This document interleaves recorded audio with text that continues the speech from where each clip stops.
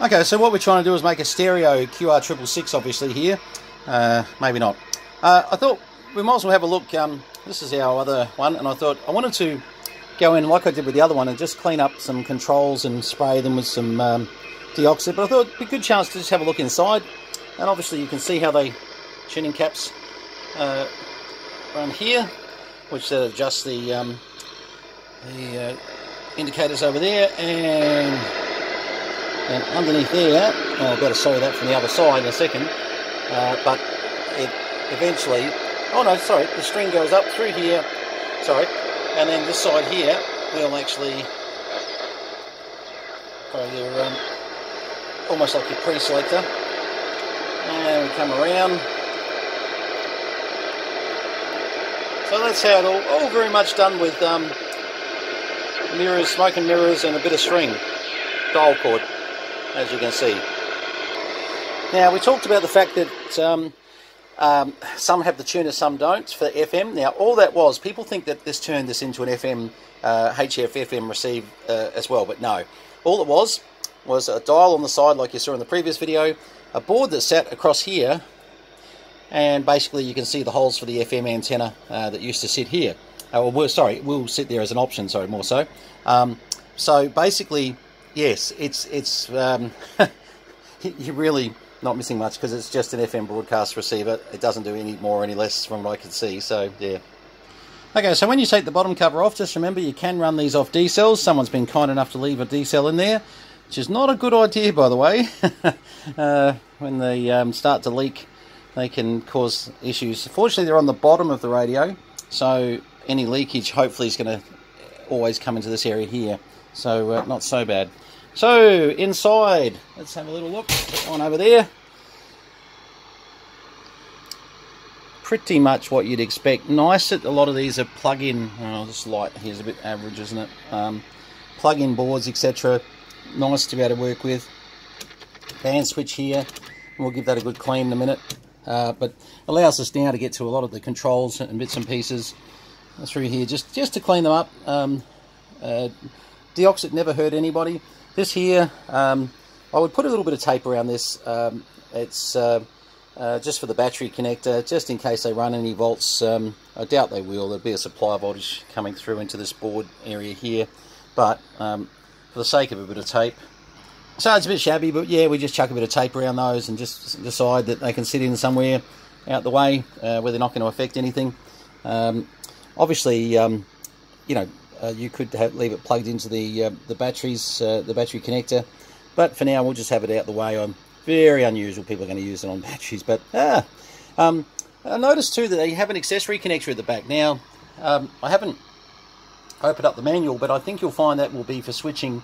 If you were to run this with a like the twins do, with a set of a transmit and a separate receiver, then that's what's happening on the back with this octal connector through there. But yeah, overall, they for their age, they're quite nicely designed, and nothing really kind of new about how they're setting up all this area here. It's pretty much, you're going to see that in a lot of different designs. And what are they doing there? 35 meg crystal. Okay. But yeah, look, pretty much this is the 70s sort of design that you got used to, and surprisingly, you know, they work quite well. Just seeing if there's been any cap change outs. I don't think so. I mean, the cap looks really good there, to be honest. So maybe they just haven't needed to. All right. Well, we're going to spray this up and then just give it a bit of a run. Okay. So with a few touches here and there, we've got ourselves listening very well on 40 meters. Band's still sort of busy with various ones doing their thing. I think I knocked it off a bit before too. Let's have a look here. I had a station just before. Hang on, I'll just find them again. Oh, we had a nice strong carrier, then it went away. There we go. These now we can trim this up a bit. There we go. Now, See if there's anyone transmitting on AM there. I thought I heard a little bit of a voice in there. The noise limiter actually works quite well on AM. Yeah, not going to be lucky. It's just off the frequency a bit there.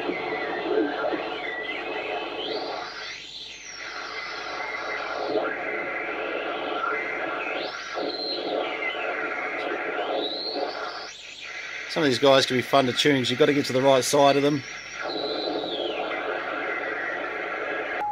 I keep finding this carrier, he's been tuning up for a bit there. It's getting stronger, I've got to give him that. No question about that. And then he goes away. Oh goodness. Alright, let's have a look at some other stuff and just see what else we can show you. 40's gone a little bit quiet for the moment, which is maybe it's tea time. What time is it? 10 to 5. Oh, you know, still just gone a little bit, not as much activity.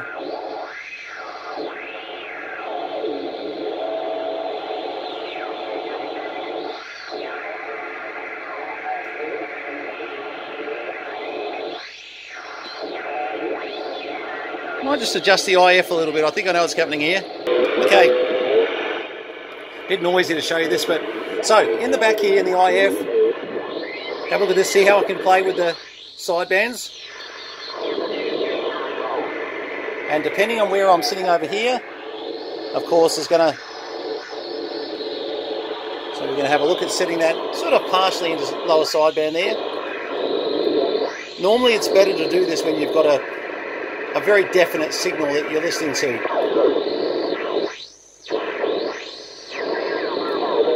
There we go.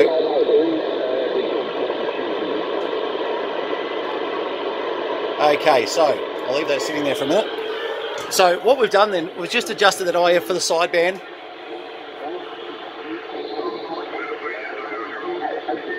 We've got so many stations, it's just... Here we go. Okay, and as you can see, we'll move that knob around a little bit because the real point for that is actually about there, just off to the left. Don't get me wrong, that's us adjusting the IF in the rear too. I thought something wasn't quite right. I thought, yeah. And you'll find that with these old girls, sometimes, you know, you may need to just adjust up the IF. Like, actually, I was able to get the receiver to come to life a lot more just while it was off camera. We've got a tune-up that we do through those. But, yeah, I still didn't quite have the sidebands correct, but... signals are dropping a bit to us at the moment. They were a lot stronger earlier. Yeah.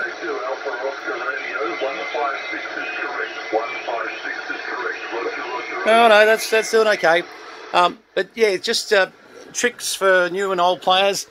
Just remember that if you're having trouble resolving sidebands, it'll be at the back here, the far back, and you'll see T4 adjustment is actually your adjustment just to get your sidebands correct. And you'll find that what will happen is you'll be in a position where you'll think, well, I can resolve upper sideband, but I'm having trouble with lower. No matter how much I try, I just can't resolve it. Yeah, and it'll be that needs just a little bit of adjustment to sort that out. But let's have a look at AM. Now, I'm just going to see what we've got around on some broadcast stuff because, you know, majority of people that use these actually don't use them to listen to sideband amateurs. Most of them are running, you know, sort of this sort of stuff, etc. I know quite a few good mates of mine that are part of the Shortwave Listeners group. You know, they sit there chasing commercial stations all around the world. So let's see what we can hear. Okay, so we're up on about 12 megs.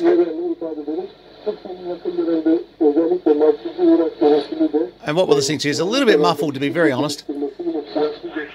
Better. It's just a matter of selecting the frequency and trying to not be too far off to the side. I found A&L just noise blanks it too much. Now, what else have we got? Bearing in mind, we are running around the wrong part of that dial. Hang on. Just realised we need to be around here.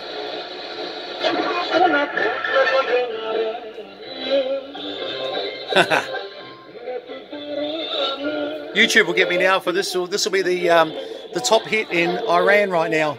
Don't laugh, it's happened. But I'll just turn that down because this music can be an issue sometimes. You get picked up on these things. Certainly hearing a lot of different commercial stuff. I'm actually doing a broad sweep here at 15 megs down. Let's go down a...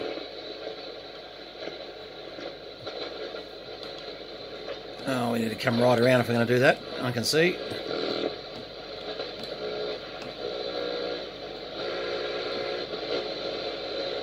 What is that? Light's a bit terrible. I might just adjust that. She's hearing pretty well. Oh, look, I'm just all over the place at the moment, just checking different bands. This is just on a 40 metre antenna, so probably not quite right for 12 odd megs, but yeah, certainly hearing all right. All right, well, this has been a bit of a look inside one of the QR666s, and out of the two, yes, this will be the one. We'll keep the one with the little VHF thing on the side, and you'll see this one come up at some stage. But at least it gives you a bit of an idea how to tune your sidebands. It's very simple if you do find it goes a bit astray.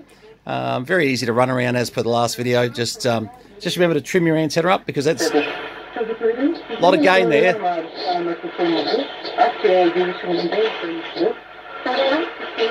This station's in and out a little bit anyway. Anyway, all good. All right, well, look, thanks very much for having a look at the little bit of an inside look at what makes these things go together. And obviously not much on this side, it's just the tuning gangs on this side. But as we saw on the other side, quite a bit of their RF filtering and bits and pieces. 73's all the best, and we'll get this one up fairly soon. And we couldn't get them to work in stereo. How's that? 73's VK3 Charlie Mike. Please subscribe, and thanks very much for all the comments. Cheers all.